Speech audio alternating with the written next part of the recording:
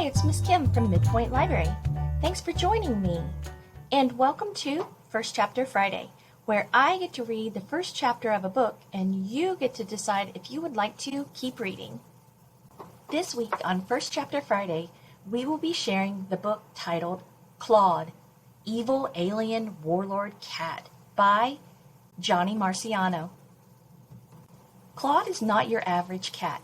He's an emperor from another planet, exiled to Earth. He's cruel, he's cunning, he's brilliant, and he's about to become Raj Benagery's best friend, whether he likes it or not.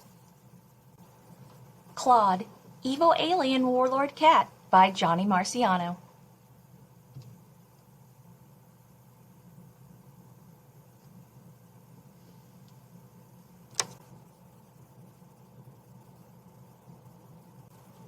Prologue. Date: the 789th day of the year 58,493D. Planet: Litterbox. Place: the Supremest Court of all Galactic Order. My enemies came for me at nap time.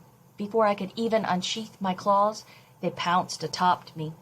They tied me up and chained my paws, and then they dragged me from my holding cell into the Supremest Court of all Galactic Order.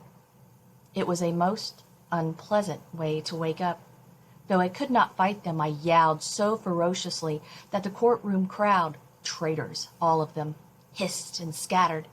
Only one cat had not betrayed me, my loyal minion, Fluffy Fur. "You'll always be my Lord High Emperor," he called, "and I will always be your yow." Someone had smacked him on the back of the head. It was the greatest traitor of all of them. My former second-in-command, General Fang. "Not such a mighty and powerful warlord now, are you?" he said, purring. My tail slashed in anger. "I shall have my revenge on you, Fang." "We shall see about that," Fang said, and bared his teeth at me as the 13 noble elders filed into the room. The chief elder licked his right paw and called the court to order. "My fellow cats," he began. "Thousands of years ago, when our planet was overrun by criminal felines, our wise ancestors decided that these evildoers must be exiled. Far across the universe, they discovered a vast wasteland of a planet inhabited by a race of carnivorous ogres. For generations, we sent our convicts there. No one ever returned. But in the year 49,763B, the punishment was deemed too cruel, and it was decreed that no feline, no matter how evil, no matter how tyrannical, would ever be sent to this horrible planet. And so it has been, until you came along. You, former Lord High Emperor, have been so relentless in clawing your way to power, so ruthless in your evil schemes of domination, and so dedicated to general crimes against villainy, that we are forced to resurrect this ancient punishment." The crowd gasped. "Have you anything to say, wise cuz?" asked the chief elder. A lesser cat might have begged for mercy, but all I showed them was my scorn.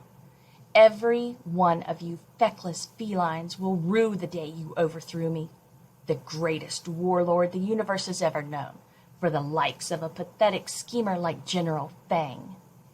You may shoot me into space like yesterday's trash, but I swear to you that one day soon, I will be back." General Fang chuckled. "You will be an ogre's breakfast." With a wave of Fang's paws, the guards unbound me and forced me into a waiting teleporter. Brilliant green light flashed as the wormhole opened.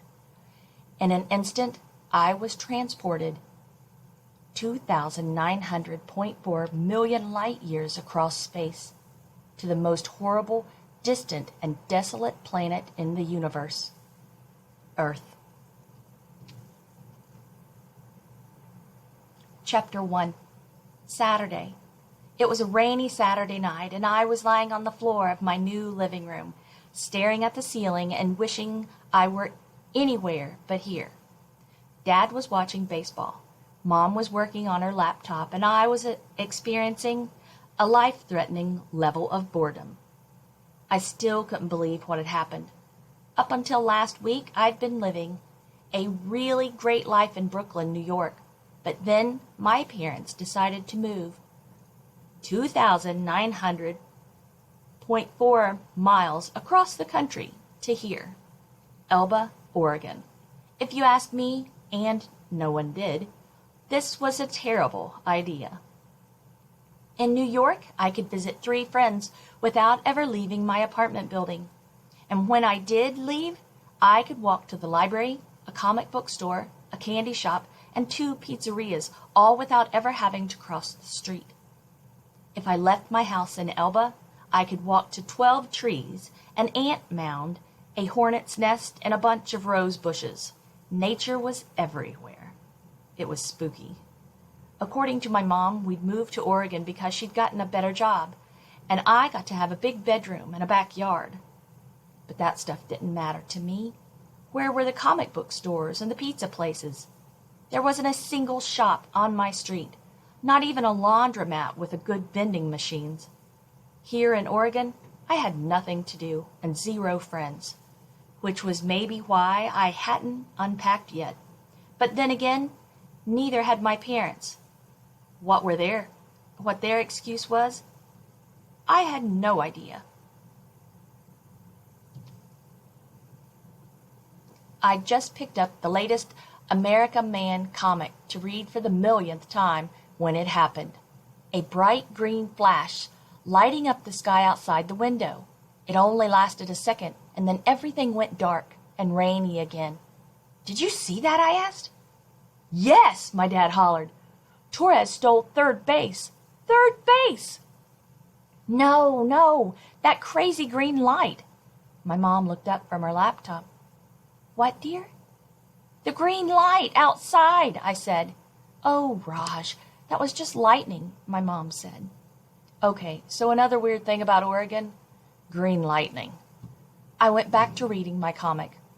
And then the doorbell rang. Ding dong! The doorbell? Who could that be? That was the first chapter of Klawde by Johnny Marciano. Thank you for joining me today, and I hope you have a wonderful day. And of course, until next time, keep reading.